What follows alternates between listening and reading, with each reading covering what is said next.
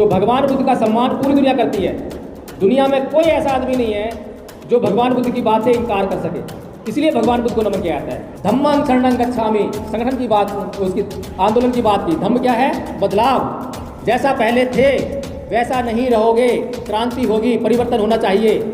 आप हिंदू रहते हुए क्रोध करते थे, गाली गलौज करते थे, गुटखा खाते थे, तंबाकू खाते थे, और बौद्ध होने के बाद ही वही कर रहे हो तो कोई फायदा नहीं है। कोई गाली दे रहा है, हम भी गाली दे रहे हैं। समाज में पूरा एक प्रचलन चल गया, रीति बन गई है, परंपरा बन गई है गाली का जवाब गाली देने की। अरे भाई, गाली से कभी गाली का अंत हो ही नहीं सकता, वैर से कभी वैर शांत नहीं होता। तो भगवान बुद्ध के धम्म की हम बात कर रहे हैं कि हम जो है बौद्ध हो गए, बौद्ध हो गए। कहाँ से बौद्ध हो गए? किसी भी एंगल से बौद्ध दिखाई नहीं दे रहे। बौद्ध बनने के लिए 3 काम करने पड़ेंगे। राम मंदिर का उद्घाटन हुआ है, सारे देश में क्या चल रहा है तुम देख रहे हो।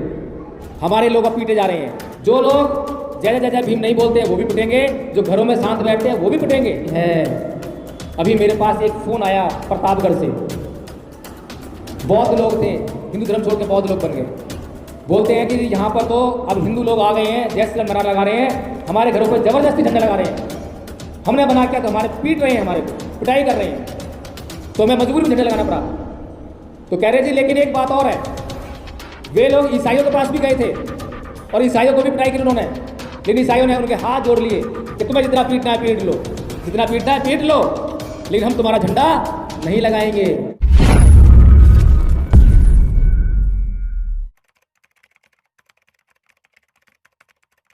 करते हैं, इबादत करते हैं, सिख भी करते हैं, ईसाई भी करते हैं। फिर बौद्धों में और बाकियों में फ़र्क क्या हो गया? आपसे प्रश्न करेंगे, आप बोलेंगे कि भाई आप पाखंडी हो और हम विज्ञान को मानते हैं, हमारा धर्म जो विज्ञानवादी है, तो पूछेंगे आकर जो है कैसे विज्ञानवादी है? भाई तुम भी वही कर रहे हो, तुम भी पूजा पाठ कर रहे हो, हम भी कर रहे हैं। यहाँ बुद्ध की मूर्ति लगी हुई है, हम भी पूजा पाठ कर रहे हैं, हमने वंदना करी है भी जो है। तो फ़र्क बताना पड़ेगा, और फ़र्क कौन बता पाएगा? जिसको फ़र्क पता होगा। जिसको फ़र्क ही नहीं पता है तो कैसे बताएगा वो जो है? तो नमो तस्य भगवतो अरहतो सम्मा सम्बुद्धस्य का अर्थ क्या होगा कि मैं उन सम्यक संबुद्ध को नमन करता हूँ जिन्होंने अपनी 6 इंद्रियों पर पूरी तरह से नियंत्रण स्थापित करके अपने भीतर से काम, क्रोध, मोह, लोभ, द्वेष, तृष्णा, ईर्ष्या, राग इत्यादि सभी विकारों को निकाल बाहर कर दिया है और अपने चित्त को परिशुद्ध कर लिया है। ये जो पाली में जो बोला है इसकी पूरी जो बात है, अर्थ है, ये है। लेकिन हम जो है नमन करके रह जाते हैं कि मैं नमन करता हूँ, नमन करके काम चलेगा। बताना पड़ेगा किसको नमन कर रहे हो। हर किसी को नमन करते हो क्या? कोई ऐरे गहरे चलते को नमन करते हो क्या? कोई दारू पी के पड़ा हो नमन करते हो क्या? किसी अच्छे आदमी को नमन करते हो, जिसको तुम गुणीजन समझते हो, जिसका तुम सम्मान करते हो, उसको नमन करते हो। तो भगवान बुद्ध का सम्मान पूरी दुनिया करती है। दुनिया में कोई ऐसा आदमी नहीं है जो भगवान बुद्ध की बात से इनकार कर सके, इसलिए भगवान बुद्ध को नमन किया जाता है। तो अभी अगर हमें वो दवाई अगर हमारे पास ना हो तो क्या दवाई खा पाएंगे हम? हाँ जी, आगे आ जाइए, थोड़ा गैप को कवर कर लीजिए। ये कार्यक्रम जो है भाषण का कार्यक्रम नहीं है। भाषणबाजी करनी होती तो हम एक लिस्ट बना के लाते। मुख्य अतिथि जी बैठे हुए हैं डॉक्टर देशराज जी, दिल्ली में बहुत बड़े डॉक्टर हैं, और मुख्य अतिथि भी आपसे इंटरेक्ट ही करेंगे। उन्हें पता है कि ये कार्यक्रम जो है बहुत मुश्किल कार्यक्रम है, आसान कार्यक्रम नहीं है। आप लोगों को समझा पाना बड़ा मुश्किल है, अब तक नहीं समझे। कारण मैं ये समझता हूँ कि अब तक आप लोगों के बीच में ऐसा प्रोग्राम नहीं आया कि जहाँ पर शिक्षा की बात हो। अब तक जो हमने शिक्षा की जो बात की है, क्या शिक्षा की बात की है? बाबा साहेब का नारा क्या है? शिक्षित बनो, संगठित रहो, संघर्ष करो, यही सुना है ना। लेकिन ये नारा जो है बाबा साहेब की जो असली बात है उससे अलग है। बाबा साहेब ने कहा अंग्रेजी में एजुकेट, एगिटेट एंड ऑर्गेनाइज, 3 बातें कहीं। अगर हम इसका हिंदी में अर्थ लें तो क्या आएगा? एजुकेट का मतलब क्या होता है? शिक्षा हो गया, मान लो, चलो ठीक है, लेकिन वो वर्ब है, जो समझते हैं वर्ब है, वो शिक्षित करने के लिए बोल रहे हैं, शिक्षित होने के लिए नहीं बोल रहे। शिक्षित होने में एक स्वार्थ है कि मैं शिक्षित हो जाऊं, चाहे दुनिया गला काटूं मैं शिक्षित हो जाऊं, दुनिया उधार लूं चाहे वापस से करूं मैं शिक्षित हो जाऊं। काहे के लिए शिक्षित हो जाऊं? नौकरी करने के लिए। नौकरी करने के बाद क्या करूंगा? अपना और अपने परिवार का पेट पालूंगा। समाज गया भाड़ में। शिक्षा किस लिए बने? अपने लिए। लेकिन जिस शिक्षा की बात बाबा साहेब कर रहे हैं वो शिक्षा जो है अपने लिए नहीं है, वो समाज के लिए है कि मैं शिक्षित हो जाऊंगा तो समाज में वापस आऊंगा, समाज के लिए काम करूंगा, समाज को शिक्षित करने का काम करूंगा। तो बाबा साहब कहते हैं एजुकेट, शिक्षित करो, शिक्षित बनो नहीं कहते, शिक्षित करो। दूसरा क्या है? एगिटेट। एगिटेट का मतलब क्या होता है? जो पढ़े लिखे जानते होंगे। एगिटेट का मतलब क्या है? संगठन होता है क्या? संगठन को अंग्रेजी में कहते हैं ऑर्गेनाइजेशन, ऑर्गेनाइज। बाबा साहब ने ऑर्गेनाइज तो नहीं कहा, बाबा साहब ने कहा एगिटेट। एगिटेट क्या होता है? आंदोलित करो। क्या बोला? आंदोलित करो। आंदोलित करना क्या होता है? जब मैंने शिक्षा तो ले ली, लेकिन शिक्षा लेकर मैं अपने घर बैठ गया, नौकरी पाकर अपने घर बैठ गया और नौकरी के मैं मजे मार रहा हूँ, उससे मुझे पता ही नहीं चला कि मेरा समाज भी पीड़ा में है, मेरे समाज पे गाली गलौज हो रही है, मेरे समाज पे अत्याचार हो रहे हैं। जो आदमी शिक्षा से आंदोलित हो जाता है फिर वो घर नहीं बैठता। जिस तरह से कि आप इन आचार्य को देख रहे हैं मेरे साथ टीम में, ये लोग दिल्ली से चल के इतनी दूर आए हैं आपके बीच में, तो ये सब नौकरी वाले हैं। डॉक्टर देशराज सरकारी नौकरी करते हैं, पीछे हमारे सीआरपीएफ में नौकरी करते हैं, मास्टर जी बैठे हैं यहाँ पर खड़े हैं, वो टीचर हैं। तो ये लोग जो है एगिटेट हुए हैं, शिक्षा प्राप्त उन्होंने भी की है, लेकिन शिक्षा का जो असली मकसद जो बाबा साहब ने बताया वो इन्होंने हासिल किया। इन्होंने क्या करा? आंदोलित करो। तो आपको आंदोलित करने आए हैं, आपका जो जमीर है उसको जगाने आए हैं कि कब तक ये जुल्म और अत्याचार सहोगे, कब तक अपने आप को नीच कहोगे, कब तक उन लोगों के साथ में आप जो है बर्ताव उठक बैठक करोगे या बातचीत करोगे जो आपको नीच कह रहे हैं। मुझे कोई गाली दे और मैं फिर भी उसको जो है कुछ ना कहूँ, ना तो उससे गाली का मतलब पूछूँ भाई गाली क्यों दे रहा है, बस गाली सुनता जाऊँ और गुलामी करता जाऊँ, ये कौन सी व्यवस्था हुई? भाई गाली दे रहा है, हो सकता है मेरी गलती हो, बता दो दे। तो इसीलिए बाबा साहब ने दूसरी बात कौन सी कही कि आंदोलित करो। तीसरी बात कौन सी कही? ऑर्गेनाइज। और हमने क्या निकाला मीनिंग उसका हिंदी में? संघर्ष करो। हमारे लोगों को कुछ भी बोल दो तो जय जय जय जय भीम चिल्लाओ, उसके बाद कुछ भी करवा लो, ऐसा ही है ना? ये अप्लाई नहीं करते हैं। तो ऑर्गेनाइज कब आया? तीसरा आया कि संगठित करो, बनो मत, संगठित करो। संगठित करने की जब भावना आएगी दिमाग में, जब प्लानिंग आएगी तो संगठित करोगे। संगठित होना, मैंने 4-5 लोग जोड़ लिए, संगठन बन गया, चल गई संस्था, तो वो संगठन हो गया। लेकिन ये संगठन नहीं बनाना है। संगठित करो, आपके बीच में आपको इकट्ठा करना है। क्योंकि बाबा साहब ने क्या करा? हमें वोट का अधिकार दिया, लेकिन हमारा वोट कहाँ जा रहा है? हमारा वोट हमारे ही खिलाफ जा रहा है। तो इस वोट को सही जगह पर देने के लिए आपको क्या करना पड़ेगा? संगठित करना पड़ेगा, करना पड़ेगा ना। तो इसीलिए बाबा साहब ने कहा संगठित करो, संघर्ष करो नहीं कहा। क्यों नहीं कहा? बाबा साहब ने संघर्ष करो नहीं कहा। अगर संघर्ष करो की अंग्रेजी करेंगे तो उसका मतलब होता है अंग्रेजी में स्ट्रगल। स्ट्रगल होता है ना। मैं जो कह रहा हूँ, झूठ बोल रहा हूँ, तो पढ़े लिखे समझदार आदमी बता सकते हैं मुझे कि मैं सही बोल रहा हूँ या झूठ बोल रहा हूँ। तो बाबा साहब ने संघर्ष करने के लिए बोला नहीं। क्यों नहीं बोला? क्योंकि जब आप अपना लक्ष्य तैयार कर लेते हो तो संघर्ष अपने आप आता है। जब आपने घर से सोच लिया कि मुझे दिल्ली जाना है, तो जब घर से निकलोगे तो रास्ते में बस मिलेगी नहीं मिलेगी, रास्ते में बस मिलेगी तो पंचर हो गई, आप लेट हो गए, धूप पड़ रही है, सर्दी पड़ रही है, गर्मी पड़ रही है, सबसे जूझते हुए आपको दिल्ली जाना पड़ेगा। तो कोई कहने नहीं आएगा संघर्ष करो, संघर्ष तो आपको अपने आप करना पड़ेगा। इसीलिए बाबा साहब ने संघर्ष करने के लिए नहीं बोला, संगठित करने के लिए बोला है। 3 बातें इतनी महत्वपूर्ण थी। तो बाबा साहब ने ये बातें और कहाँ से ली? बुद्धं शरणं गच्छामि, ज्ञान की शरण में जाओ, प्रज्ञावान बनो, अपने भीतर की जो बुद्धि है उसको जागृत करो। धम्मं शरणं गच्छामि, संगठन की बात, उसकी आंदोलन की बात की। धम्म क्या है? बदलाव। जैसा पहले थे वैसा नहीं रहोगे, क्रांति होगी, परिवर्तन होना चाहिए। आप हिंदू रहते हुए क्रोध करते थे, गाली गलौज करते थे, गुटखा खाते थे, तंबाकू खाते थे, और बौद्ध होने के बाद ही वही कर रहे हो, तो कोई फायदा नहीं है। कोई फायदा नहीं आपके बौद्ध बनने का। फायदा हुआ क्या? बताओ।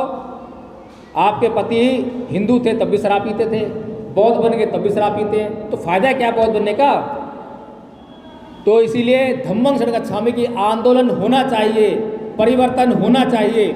अगर हमारे जीवन में परिवर्तन नहीं होगा तो उसका कोई फायदा नहीं है धम्म का। फिर संघं शरणं गच्छामि, देन ऑर्गेनाइज करने के लिए बोला बाबा साहेब ने, है ना। तो इस तरह से हम लोगों ने ये विचार किया कि आप लोगों के पास धम्म इसलिए नहीं जा पा रहा है क्योंकि धम्म को बताने वाले लोग नहीं हैं। बाबा साहब डॉक्टर भीमराव अंबेडकर ने 19 जुलाई 1954 को कुछ लिखा और उसमें क्या लिखते हैं कि भारत को बौद्ध में करना है। भारत को बौद्ध में करना है तो कैसे करना है, तो उसकी पूरी प्लानिंग उन्होंने लिखी उसमें कि कैसे करना है। तो उसमें वो लिखते हैं अंग्रेजी में ले प्रीचर्स बनाने पड़ेंगे। ले प्रीचर्स होता है साधारण प्रशिक्षक, जिसको हिंदी में लोगों ने कर दिया बौद्धाचार्य। बौद्धाचार्य कंसेप्ट आया ना, वो वहीं से आया। लेकिन ले प्रीचर्स का मतलब हिंदी में बौद्धाचार्य होगा। मैं इस पर ज़्यादा जोर नहीं दे सकता, लेकिन हम लोगों ने धम्माचार्य का कंसेप्ट शुरू किया। जो आप देख रहे हैं हमारे आचार्य जो हैं ये सारे धम्माचार्य हैं। धम्म का अध्ययन करके जो जो हमने सिलेबस तैयार किया है उसका अध्ययन किया, इन्होंने सीखा उसको, और उसके बाद जो है आपके बीच आकर आपको सिखाने का काम कर रहे हैं। तो प्रथम वर्ष का जो कोर्स है इन्होंने कंप्लीट कर लिया है, इसलिए इनको प्रथम वर्ष का धम्माचार्य हमने बना दिया है। अब प्रथम वर्ष का कोर्स आप इनको जहाँ भी बुलाओगे, आप अपने गली में, मोहल्ले में, गाँव में जहाँ बुलाओगे, कहोगे कि भाई इन लोगों को सिखा दो।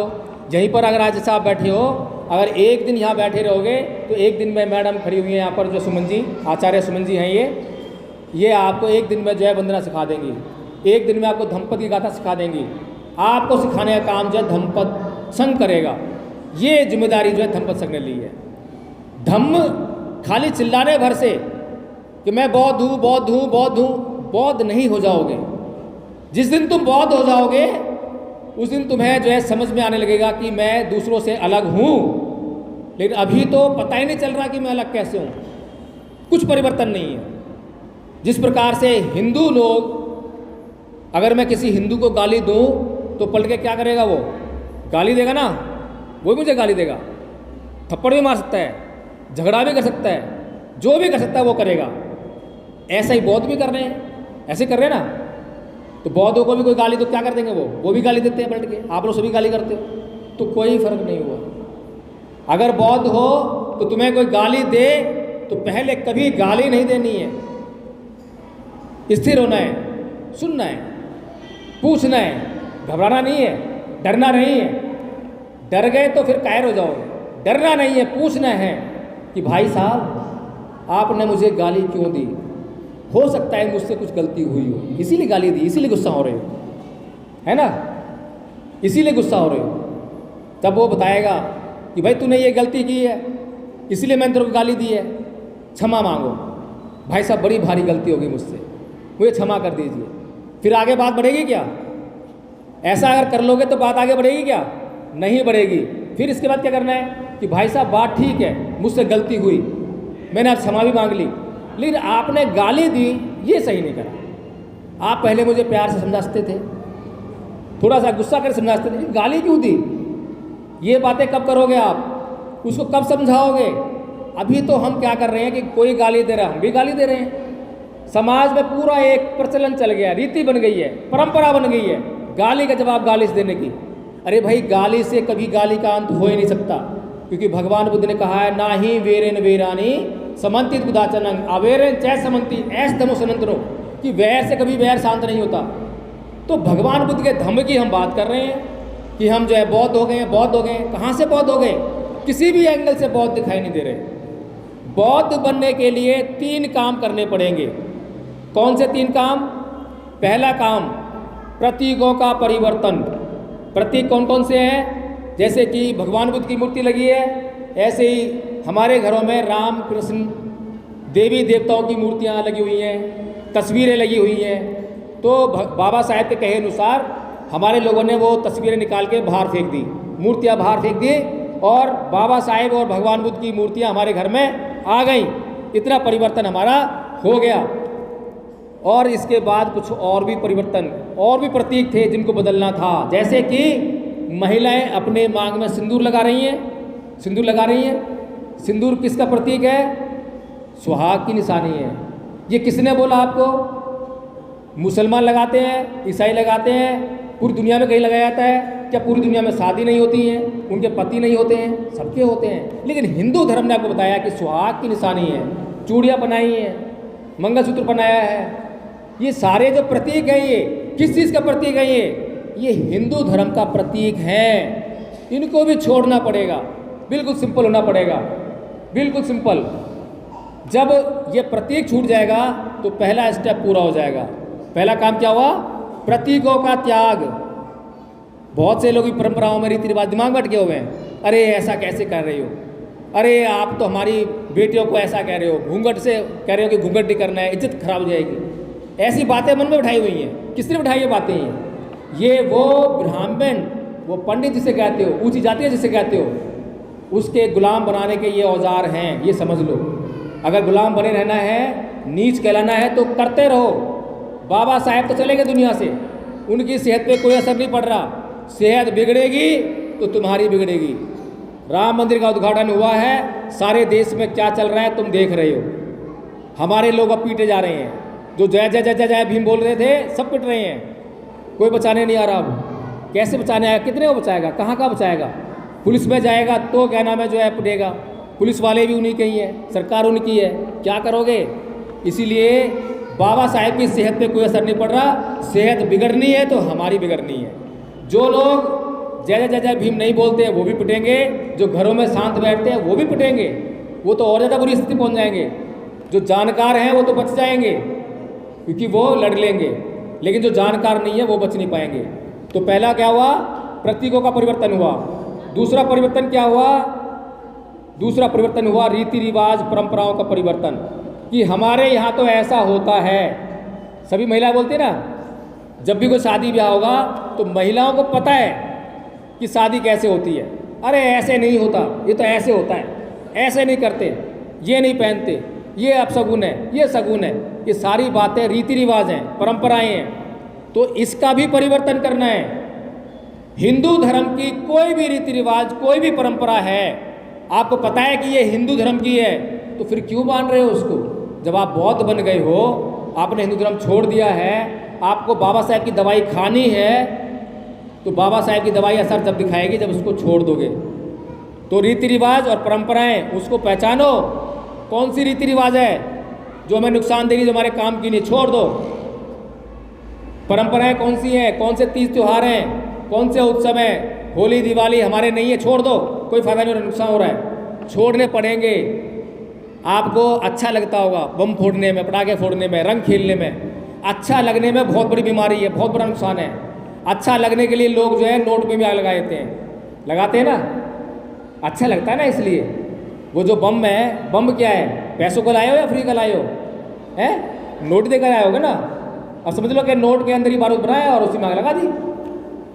तो अच्छा लगने में बहुत बुरी बीमारी है, छोड़ना पड़ेगा। अच्छा लग रहा है इसलिए नहीं मत करो, ज़रूरत है इसलिए करो। खाना किस लिए खाते हैं हम? जो लोग खाना अच्छा लग रहा है इसलिए खाते हैं, उनका हाल पता है क्या होता है? मोटे हो जाएंगे, बीमार पड़ जाएंगे। शुगर के मरीज़, डायबिटीज़ के मरीज़, इसके मरीज़, उसके मरीज़, दुनिया भर के बीमारियों के मरीज़ हो गए, जिनको अच्छा लगने के लिए खाना खाते हैं। लेकिन जो खाना पेट भरने के लिए खाते हैं, वो क्या खाते हैं? वो उतना खाते हैं जितनी ज़रूरत है, और वो खाएंगे जिसकी ज़रूरत है। लेकिन अच्छा लगने में क्या है? फास्ट फूड आ रहा है बहुत सारा, चाउमीन खानी है, खाओ चाउमीन, नुकसान कौन झेलेगा उसका? ऐसे ही अच्छा लग रहा है इसलिए कोई काम नहीं करना, कोई रीति रिवाज परंपरा अच्छी लग रही है, कोई उत्सव मज़ा आ रहा है, इसलिए नहीं करना है। हमें ज़रूरत है या नहीं है, इसकी जांच करके उसको करना है। 2 परिवर्तन हो गए। तीसरा परिवर्तन, बड़ा महत्वपूर्ण परिवर्तन, जो दुनिया में कोई नहीं करता। किसी भी धर्म में अगर परिवर्तन होगा, कोई हिंदू मुसलमान बनेगा, मुसलमान हिंदू बनेगा, या कोई सिख बनेगा, ईसाई बनेगा, कोई परिवर्तन नहीं कराता उसका। लेकिन भगवान बुद्ध जो है उसका परिवर्तन कराते हैं। बेशक पहले 2 परिवर्तन हो ना हो, लेकिन तीसरा परिवर्तन नहीं हुआ तो धम्म का आपको कोई फायदा होने वाला नहीं है। वो दवाई खाने के बाद भी आपको कोई फायदा नहीं होने वाला। वो कौन सा परिवर्तन है? वो है दिमाग का परिवर्तन, चित्त का परिवर्तन। ये जो दिमाग है, ये जो मन है, अभी किस तरह काम करता है? अभी काम करता है अच्छा लगने पर। तो अभी हमें इसको बदलना है। अब तक हम क्या कर रहे थे? गाली के जवाब गाली से दे रहे थे, कोई मार रहा था तो मार रहे थे, हिंसा कर रहा है, हिंसा कर रहे थे। जो भी किसी ने कहा तो उसकी बात मान रहे थे, दिमाग नहीं लगा रहे थे। लेकिन भगवान बुद्ध क्या कह रहे हैं? भगवान बुद्ध कह रहे हैं कि सबसे पहले आपको हिंसा नहीं करनी है। कोई तुम्हें मारने आए तो ऐसा नहीं है कि बस हाथ जोड़े खड़े हो जाओ और पिटते रहो, ऐसा नहीं कहा है भगवान बुद्ध ने। भगवान बुद्ध ने कहा है कि जब तक हिंसा करने का कोई कारण उत्पन्न ना हो, जब तक तुम्हारी संपत्ति, तुम्हारा जीवन, दूसरों की संपत्ति, दूसरों का जीवन संकट में ना हो, तब तक तुम्हें क्या नहीं करना है? हिंसा नहीं करनी है। अभी मेरे पास एक फ़ोन आया प्रतापगढ़ से, बौद्ध लोग थे, हिंदू धर्म छोड़ के बौद्ध लोग बन गए। बोलते हैं कि यहाँ पर तो अब हिंदू लोग आ गए हैं, जय श्री राम नारा लगा रहे हैं, हमारे घरों पर ज़बरदस्ती झंडा लगा रहे हैं। हमने बना किया तो हमारे पीट रहे हैं, हमारे को पिटाई कर रहे हैं, तो हमें मजबूरी में झंडा लगाना पड़ा। तो कह रहे जी लेकिन एक बात और है, वे लोग ईसाइयों के पास भी गए थे और ईसाइयों को भी पिटाई की उन्होंने, लेकिन ईसाइयों ने उनके हाथ जोड़ लिए कि तुम्हें जितना पीटना है पीट लो, जितना पीटना है पीट लो, लेकिन हम तुम्हारा झंडा नहीं लगाएंगे, हम तुम्हारी गुलामी नहीं स्वीकार करेंगे। वे लोग जब ऐसा कर सकते हैं तो हमें क्या प्रॉब्लम है? और हम कहते हैं कि हम अम्बेडकरवादी हैं, संघर्षों के आदी हैं। संघर्ष का समय तो अब आया है। संघर्ष का समय जब आता है जब तुम्हें कोई गाली देता है, जब पता लगता है कि तुम क्या परिचय दे रहे हो अपना। मेरे बहुत से लोगों ने ऑडियो सुने होंगे, मुझे फ़ोन पे लोग गालियाँ देते हैं, तो मैं गाली देता हूँ क्या? मैं उसे क्या बोलता हूँ कि भाई कौन से धर्म से हो? बोलता है मैं हिंदू हूँ, कट्टर हिंदू हूँ। मैं कहा बहुत बढ़िया, अब ये वीडियो जो है पूरी दुनिया सुनेगी और देखेगी कि देखो हिंदू कैसे होते हैं, हिंदू लोग गाली देते हैं। वो ये भी सुनेंगे कि देखो बौद्ध लोग कैसे होते हैं, बौद्ध लोग कोई गाली दे तो गाली जवाब गाली से नहीं देते हैं। अब तुम खुद देख लो कि प्रचार किसका होगा, दुनिया किसको पसंद करेगी? दुनिया हिंदू धर्म को पसंद करेगी या दुनिया जो है बौद्ध धर्म को पसंद करेगी? इतना सा सुनने के बाद फिर किसी की गाली देने की हिम्मत नहीं होती है। फिर भी बहुत से लोग